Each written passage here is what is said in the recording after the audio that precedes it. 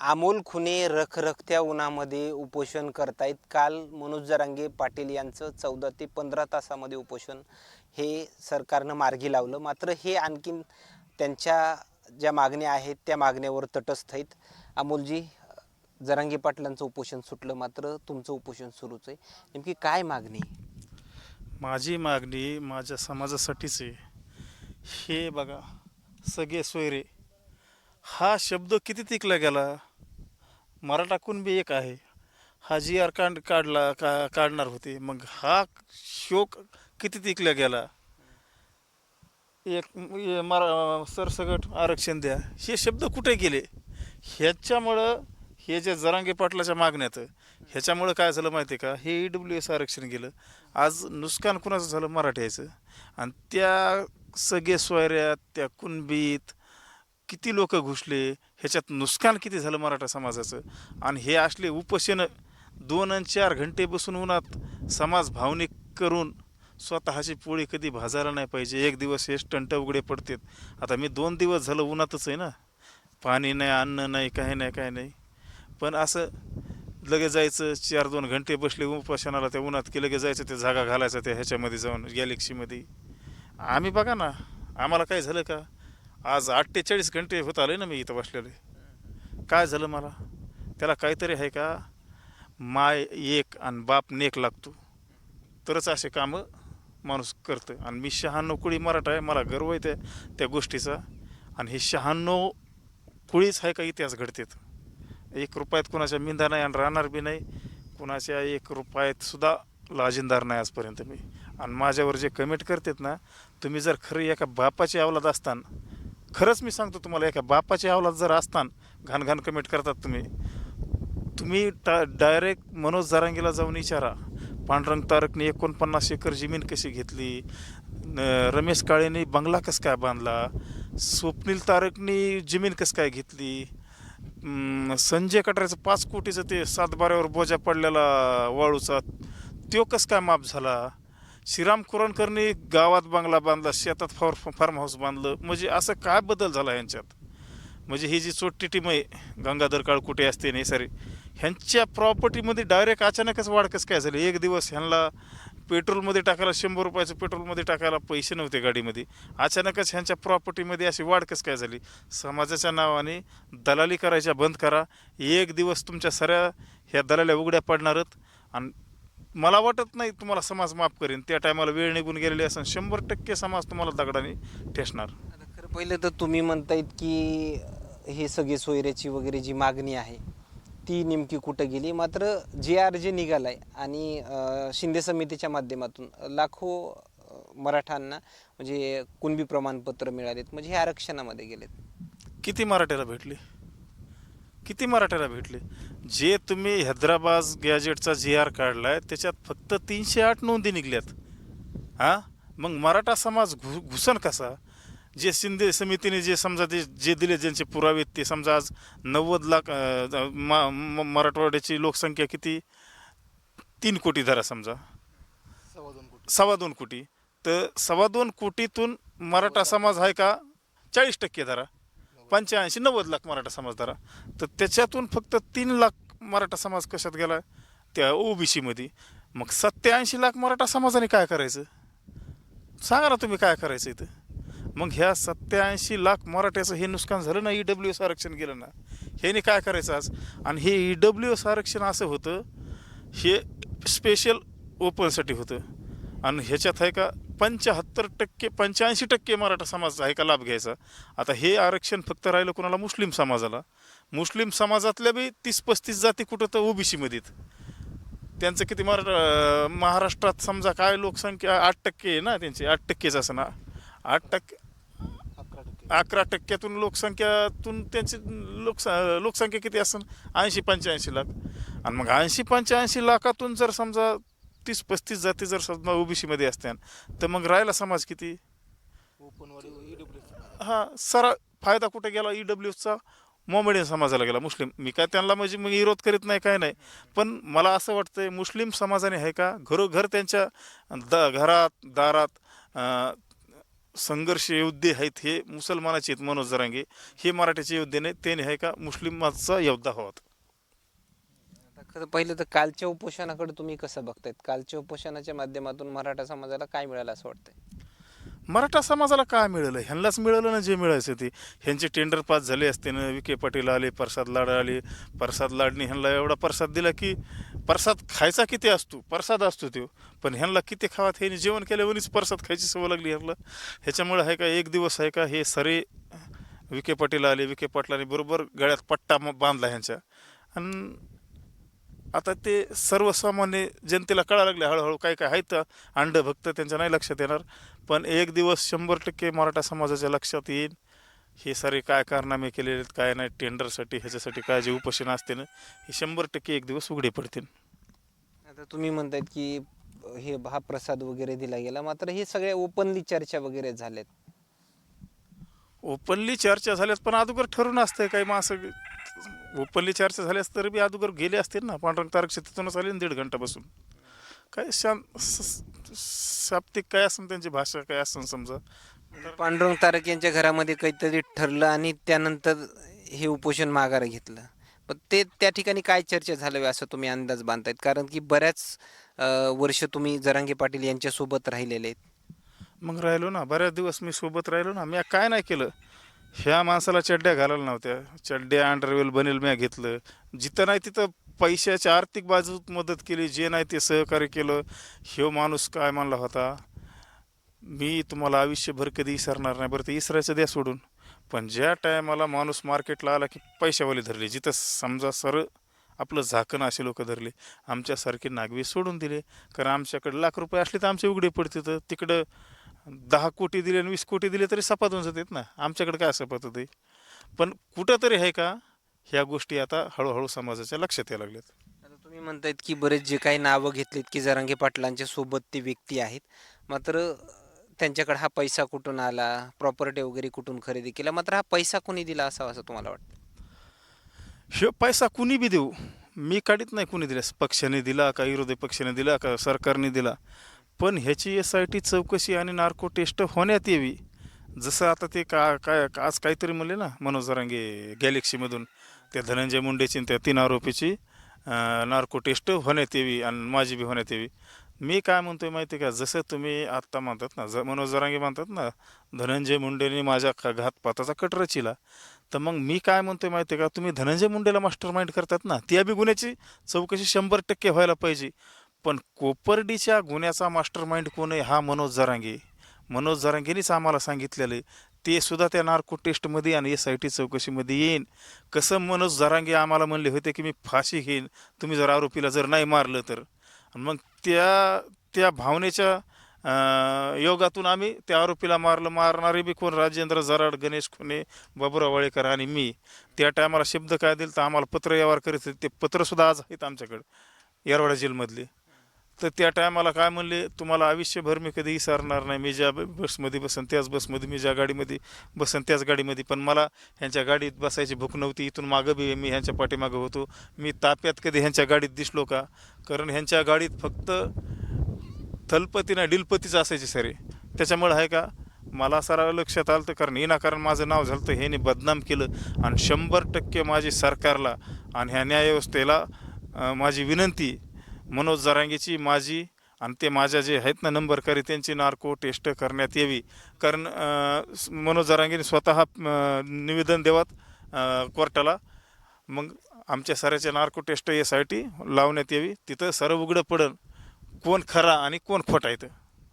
आता खरं तर काल जी पत्रकार परिषद त्यांनी घेतली हे उपोषण करण्याच्या अगोदर, त्यांनी असं देखील म्हणलं की मग जे काही प्रवक्ते वगैरे आहेत, लिंबाच्या झाडाखाली जाऊन आमच्या विरोधात बोलणाऱ्या व्यक्तीकडे ते कसं जातात, चर्चा वगैरे नेमकं कसं होत आहेत, मात्र कळत न कळत ते तुमच्यावरच निशाणा होता असं वाटतंय? 100% माझ्यावरच निशाण आहे ना. तुम्ही काय म्हणतात, जे कोण मीडियावाले, यूट्यूबवाले, एखाद्या चॅनलवाले माझ्याकडे येत असतील, अरे मग मी म्हणू का तुमच्याकडे हे जे एवढे मोठाले मीडिया आहेत, ह्या तुम्ही काय, तुम्हाला कोणचा नेता पैसा पुरवितो आणि कोणचा नेता तुम्हाला ही मीडिया पुरवितो? मग मी असं म्हणलो का कधी? की मीडियाला तुमचे हप्ते सुरू किंवा काय नो बाय नो मी काय तुमच्यावर आरोप केला का? तुमच्याकडे जेवढ्या मीडिया येतात मी जर असा आरोप केला तर मनोज जरांगे ह्यांना पैसे देतात आणि बातम्या लावून घेतात. अरे माझ्याकडे काही नाही. जे इमानदार चॅनलवाले आहेत पत्रकार आहेत ते माझ्याकडे येतात. माझ्याकडून चहासुद्धा पित नाहीत बिचारे. ती माझी बातमी लावतात. उलटं तुम्हालाच सवय, तुम्हीच मीडिया सर विकत घेतलेली, मी विकत घेतलेली नाही. माझ्याकडे काही नाही विकत घ्यायला. आता नेमकं हे उपोषण असंच चालू राहणार का दुसरा एखादा वगैरे काही मार्ग? आज मला वाटतं प्रशासनाचे काही लोक देखील तुमच्यासोबत काही चर्चा वगैरे केले होते, मात्र त्याच्यावर काही समाधान वगैरे? समाधान नाही माझं, पण बघू कुठेतरी काहीतरी तोडगा निघन. आणि माझ्यावर जे गुन्हा दाखल केलता ते गंगाधर काळकुटेने केलता. आणि मला माझा शब्द आहे, मनोज जरांगे आज जे धनंजय मुंडेवर नाव घेतात की धनंजय मुंडेची आणि माझी आणि त्या आरोपीची नार्को टेस्ट होण्यात यावी. मग तुमच्या पार्श्वभागात का दम नव्हता का त्या टायमाला धनंजय मुंडेच्या नावावर फिर्याद द्यायला? का गंगाधर काळकुटीच्या पार्श्वभागात दम नव्हता त्या टायमाला फिर्याद द्यायला धनंजय मुंडेच्या नावाने? तुम्हाला आम्हीच गरीब दिसलोत का? सोपे दिसलोत का? त्यांचं लय मोठं आहे का आणि आमचं लय छोटं आहे? अरे तुम्ही गंगाधर काळकुटेने तुमच्यावर गुन्हा दाखल केला असं म्हणतायत, मात्र काय पुरावे काय दिले पोलीस प्रशासनात? पुरावे त्यांना काय? पुरावा तर काहीच नाही ना भेटला. पण विनाकारण माझं नाव बदनाम केलं ना, ते चार्जशीट आले, माझी जामीन झाली. मी जर गुन्हेगार असतो तर एवढं मीडियासमोर बोललो नसतो ना. सारा महाराष्ट्र मला बघतोय ना आज. मी जर गुन्हेगार असतो तो शेपूट घालून मी माझ्या घराच्या आत राहिलो असतो. म्या तिळमात्र बी म्या गुन्हा केला नाही, त्याच्यामुळेच मी आज बोलतोय ना. आणि 100% SIT आणि नार्को टेस्ट लागायला पाहिजे.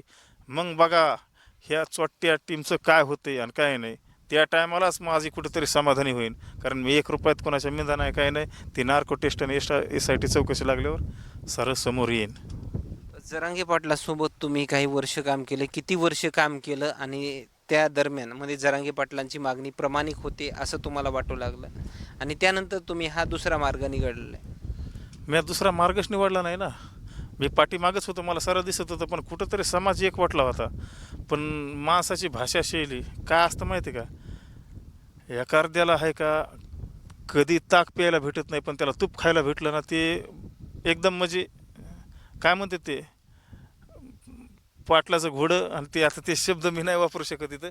पण डायरेक्ट एखाद्याला जर अशी अचानक प्रसिद्धी भेटली ना, तो माणूस कुणाचा सुद्धा वापर करून कुणाला सुद्धा संपू शकतोय. कारण त्या माणसाचा स्वभाव असा आहे, ते माणूस नाव घेतो छत्रपतीचं, पण त्याचं वागणं टोटल औरंगजेबासारखं आहे. औरंगजेबाने जसं बाप संपिला, माय संपिली, भाऊ संपिली सत्तेसाठी, तसं मनोज जरांगेत. तुम्ही एक विचार करा ना, 5-5 वर्षे आम्हाला शिक्षा लागली, आम्ही 2-2 वर्षे जेल काढले. ज्या टायमाला मनोज जरांगेला आहे का पोतराजा शिवाय त्या शहागडमधले लोक बोलत नव्हते, त्या टायमाला मनोज जरांगेच्या शब्दावर आम्ही कोपरेडीच्या आरोपीवर हल्ला केला. शिरपाद चिंदमला जेलमध्ये मारला आम्ही. म्हणजे त्या टायमावरला आमचा एवढा दोस्ताना होता, पण त्या दोस्तीच्या दुनियात कुठंतरी ह्या माणसाने एवढा मोठा कलंक लावला आहे. आणि हे आहे का जगात ह्या दोस्तीची नोंद होईल. कारण दोस्ताला कसं फसून दोस्त कसे संपिले हे 4 मावळे, हे जग नोंद घेईन. तुम्हाला एकच सांगतो मी, नाव छत्रपतीचं घ्यायचं पण वागणं सर औरंगजेबासारखं. जसं औरंगजेबाने टोप्या इनल्या, औरंगजेब टोप्या इनीत होता ना, फकीर का काय समजायचं स्वतःला, तसं हे माणूस आहे का लोकाला टोप्या लावतो, अशा चांगल्या चांगल्याला टोप्या लावतो. आणि ते लय जणाला लावल्या तर मी योग्य वेळेला ते बोलून बी दाखीन ना. मला माहितीत ना कोणाला लावल्यात कोणाला नाही. आता तुम्ही हे उपोषण कायमस्वरूपी असंच चालू राहणार जोपर्यंत निर्णय लागत नाही तोपर्यंत का? सध्या तर चालू आहे. जेव्हा काहीतरी समजा हालचाल होईल त्या टायमाला उपोषण तर सोडावंच लागते ना. असं थोडंच आहे आपण काय वरून आलेलो का आबाळतून का स्वर्गातून आलेलो की असंच उपाशी राहून आपण राहू शकतो? नाही, आपण एक माणूस आहेत. माणूस किती दिवस उपाशी राहू शकतो, किती दिवस उन्हात राहू शकतो? आज 2 दिवस झालं मी उन्हात आहे ना. कुठंतरी ह्याचा तोडगा निघणच ना. आता कळत न कळत तुमच्या पाठीमागं म्हणजे सगळे धनंजय मुंडेंच्या सांगण्यावरून तुम्ही असं बोलतायत, असं जरांगे पाटलांच्या बोलण्यामधून स्पष्ट येतंय. असं धनंजय मुंडेंचे कार्यकर्ते किंवा धनंजय मुंडे तुमच्या संपर्कामध्ये आहेत असं काही एकंदरीत आहे? कळत ना कळत कुठे येते ना. मग माझा CDR काढा, माझं सर लोकेशन काढा. मी म्हणलो का तुमच्या मागं ह्यो नेता आहे, त्यो नेता आहे तुमच्या मागं, तुमची चोट्टी टीम त्या नेत्याच्या त्या मंत्र्याच्या बंगल्या पुढलं तिथला शिड्यार काढा, तिथं कसे टेंडर घ्यायला जातात, कसे कामं घ्यायला जातात. मी कधी म्हणलो का तुम्हाला कोणच्या कोणच्या मंत्र्याचा असा हात आहे डोक्यावरतं? तुम्हाला धनंजय मुंडेचाच माहोल दिसतोय, मग काढा शिड्यार काय आहे इथं. 1 रुपया मिंदा जर असलो धनंजय मुंडेच्या पैशात, तर तुमच्या मागं तरी कितीतरी मंत्र्याचे आणि कितीतरी आमदाराचे डोक्यावर हातात. अरे स्वतःच्याच बुडाखाल्ला अंधार बघा ना, माया बुडाखाल्ला अंधार काढायला चालली. अमोलजी, खरं तर जरांगे पाटलांच्या तुम्ही स्पष्ट विरोधामध्ये बोलताय, त्यांच्या कार्यकर्त्यांच्या विरोधामध्ये बोलतायत. आणखीन स्पष्ट म्हणजे कोणकोणते त्यांच्या सोबत राहणारी टीम आहे, म्हणजे मंत्र्यांच्या माध्यमातून ते काम वगैरे घेत आहेत, किंवा आणखीन काही गोष्टी असे कोणकोणते आहेत असं तुम्हाला वाटतंय? भरपूर काम होतं. ते टेंडरचे उघडे पडले सारे, ते पांडुरंग तारकने जमीन घेतलेली उघडी पडली, ते संभाजीनगरला कुठं फ्लॅट घेतलेले उघडे पडले, चंदनगन नगरला कुणी घेतले ते सर्व उघडं पडले. आणि काय पाहिजे, आणि कसले पुरावे पाहिजे? एवढा मोठा पुरावा आहे ना मला. ह्याच माणसाने मास्टर माइंड हेच माणूस आहे मला कोपरेडच्या आरोपीला मारायला लावलेलं. ते 5 कोटीचा दंड ते ह्याचा तहसीलचा ते संजय कटराच्या जमिनीवर पडलेला. आणि कसले पुरावे पाहिजेत? आणि समाजाला बी कळा ना, समाज बी कवर काय येड्याचं पांघरून घेऊन काय राव खूप अवघड विषय. आता मागच्या वेळेस जेवढा समाज जरांगे पाटलांच्या पाठीमागं होता, तो कमी झालाय वाटतंय का वाढलाय असं वाटतंय? अहो, कोटीतला समाज शेकड्यावर आला ना. ज्या टायमाला तुम्ही अमोलला संपवायला निघलात, काय म्हणतात ना, जो माणूस दुसऱ्याला खड्डा खांदतो का, तो माणूस त्या खड्ड्यात 100% पडतो. आणि अति तिथं माती 100% असते. निसर्ग कुणालाही सोडित नाही. एक काळ अमोल तुमच्या पाठीमागा होता, कोटीने समाज तुमच्या पाठीमागा होता, पण आज शेकड्यात समाज आला. तुम्ही एवढे भावनिक होऊन उन्हात बसून बी समाज तुमच्यापाशी किती आला? 5,000 5-6 हजार आला असेल. मग ज्या टायमाला तुम्ही सावलीला कूलर खाली उपोषण करीत होते तेव्हा कोटीने समाज येत होता. मग तुम्ही उन्हात बसून बी 5 आणि 7 हजार समाज यायला लागला. म्हणजे समाजाच्या लक्षात आलं ह्या माणसाने विनाकारण अमोलला संपवायचा प्रयत्न केला होता. आणि समाजात काय जाणकारी बी माणसं असते, त्यांना अभ्यास बी असतो, त्यांच्या लक्षात आलेल्याच गोष्टी. मला तरी 2,000 लोकांचा मराठा समाजाचा फोन आला, तर आम्ही भेटायला येत होतो. पण म्हणलं मी येऊ नका, आगुटीचा टाईम आहे. सध्या शेतकऱ्याकडे 10-5 हजार रुपये साचलेले असते. तुम्ही तुमचं बी खत बी बयानं घ्या आणि पेरण्याचे कामाला ठेवा पैसे, आणि पाळ्या गोपाळ्या हाना. मला भेटायला येऊ नका. मला काय बघायचं आहे, मोबाईलवर टी व्हीवर बघा. मला जरांगे पाटलासारखी भूक नाही की मला असं माझ्यासमोर असं सरी जनता पाहिजे. मी त्याला भुकायलेला नाही. आता जरांगे पाटलांसोबत राहणारे जे आंदोलक जे आहेत ते म्हणतायत आजही जरांगे पाटील जे आहेत ते दुसऱ्याच्या गाडीमध्ये फिरतायत, सर्वसामान्य कुटुंबातील हे नेतृत्व आहे असं आंदोलक म्हणतात. दुसऱ्याच्या गाडीत फिरतात म्हणजे तेच लाभार्थ्या टोळीच्या गाड्या ना, दुसऱ्या कोणाच्या गाड्यात? त्याच गाड्या फॉर्च्युनर, इंडिवर. इथं कोणाला मोटरसायकलवर घ्याय ना. मग हे गाड्या कसं काय द्यायला लागले फॉर्च्युनर आणि इंडिवर फिरायला? ताप्यात 24 तासांच्या गाड्या डिझेल हे टाकून. हे कुठंतरी टेंडरच्या माध्यमातून कुठंतरी सेटलमेंट, विधानसभा, लोकसभा, आमदारकी, खासदारकी हे सर ठरवून असतं. कोणाला मोटरसायकलवर घेत नाही ना. आज तुम्ही येऊन आलात, तुम्हाला कोणी मोटरसायकलवर घेतलं की इथं यायला? शेवटी गाडी कुठली इथलीच गाडी पाठवावं लागली ना. 100 गाड्या आल्या ना तुमच्यापासून. कशामुळे? रुईपर्यंत आम्हाला एका 2 व्हीलरवाल्याने लिफ्ट दिली. हां, एकाने दिली असेल ना, पण तुमच्यासमोर 100 गाड्या आल्या ना, कम ना कोणी घेतलं? तुम्हाला गाडीच पाठवावं लागली ना. एखादा असतो समजा भावनिक, पण ते कुठं रे 2 किलोमीटर आणायपुरताच ना. मग तुम्हाला 2-2, 3-3 वर्ष फॉर्च्युनर, इंडिवर गाड्या कसं काय देतात? जनतेला कळत नाही का? लक्षात येत नाही? अहो सर, हे साऱ्याला कळत असते, पण बोलण्याची धमक कुणात नसते. आणि ती माझ्यात धमक आहे. मी ते सारं उघडं पाडलंय ह्यांचं. आता तुम्ही जरांगे पाटलांच्या सोबत असणारे कार्यकर्ते हे मंत्र्यांच्या माध्यमातून, टेंडरच्या माध्यमातून लाभ घेतात असं तुम्ही स्पष्ट म्हणतायत. मात्र मनोज जरांगे पाटील हे त्यांच्या मताशी प्रामाणिक वगैरे आहेत का, समाजाशी प्रामाणिक आहेत का, किंवा त्यांनी कुठलाच लाभ घेतला नाही असं वाटतंय का तुम्हाला? ते मताशी प्रामाणिक आहेत किंवा नाहीत, तुम्ही सांगा ना. मी समाजाला विचारल्याशिवाय मी काहीच कोणताच निर्णय घेत नाही. मग तुम्ही रातच्या 12 वाजताच कसं काय समाजाला विचारायचं ना, सोडू का उपोषण? तुम्ही विचारलं का? तुम्ही डायरेक्ट कसं काय उपोषण सोडलं रातच्या 12 वाजता? सरास 4-2 हजार तुमच्यापाशी लोक होते, ते झोपलेले सरे आपले भोळे भाबडे मराठा समाजातले आलेले. तुम्ही परस्परच उपोषण सोडतात ना. तुम्ही तर म्हणतात ना मी समाजाचं लेकरू आहे. मग परस्पर तुम्ही उपोषण सोडतात कसं काय? ते अभ्यासक होते, अभ्यासकांच्या म्हणण्यानुसार ती चर्चा झाली असं समजतं. कोणते अभ्यासक होते तिथं? मला तर अभ्यासक कोण नाही दिसलं तिथं. मला तिथं योगेश केदार नाही दिसले, आमचे इदूर लागडे पाटील नाही दिसले, आणि पुन्हा बाळासाहेब सराटे नाही दिसले, विनोद पाटील नाही दिसले, योगेश शेळके नाही दिसले. हे आहेत हो, मराठा ह्याच्या आरक्षणावरले अभ्यासक. विनोद पाटील हे नाहीत का सर? कोंडरे पाटील, मग हे बाकीचे कम नाही दिसले तिथं?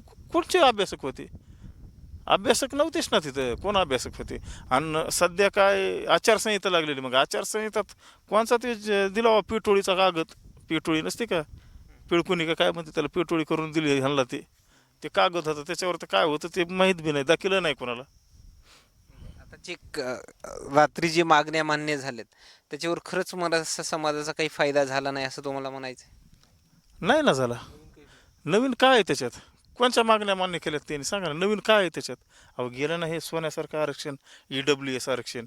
आणि हे जे कुणबी नोंदी काढल्यात ना, तुम्हाला सांगतो ह्याच्यात फायदा कोणाचा झाला माहिती आहे का? ज्यांना ग्रामपंचायत लढायची, सरपंच व्हायचं, ज्याला नगर परिषद लढायची, नगरसेवक व्हायचं, कोणाला नगराध्यक्ष व्हायचं, कोणाला पंचायत समिती मेंबर व्हायचं, कोणाला जिल्हा परिषद मेंबर व्हायचे, ज्यांच्याकडे गडगंज प्रॉपर्टी, अशाच लोकांनी आहे का 70% 80% लोकांनी आहे का पैसे देऊन कुणबी दाखले काढलेले आहेत.